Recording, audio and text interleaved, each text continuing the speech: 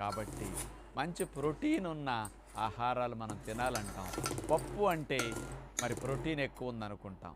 మరి అట్లాంటిది 4 రకాల పప్పులు ఈ దోసెలు తయారు చేయడానికి వాడితే చూడండి, అతి బలమైన, అతి మాంసకృతులు ఎక్కువ ఉన్న పప్పుల్ని మనం కలిపి దోసెల కింద వాడుకుంటే బాగుంటుంది కదా. మీరందరూ పప్పు తినమంటే కొంచెం తింటారు, అందులో మళ్ళీ ఆవకాయసుకు తింటారు కదా, నష్టం ఎక్కువ ఉంటుంది. అంచేత హాని లేని విధంగా 4 రకాల హై ప్రోటీన్ పప్పుల్ని దోశలు ఇష్టపడతారు కాబట్టి రోజు మొలకలు తిని బోరు కొట్టినప్పుడల్లా ఈ రకమైన పప్పులతో దోశలు చేసుకోవచ్చని మీకు ఇప్పుడు చూపించబోతున్నాం. చూడండి, ఆ 4 రకాల పప్పులేవో. 4 రకాల పప్పుల దోశలు కావలసిన పదార్థాలు తెలుసుకోబోతున్నాం.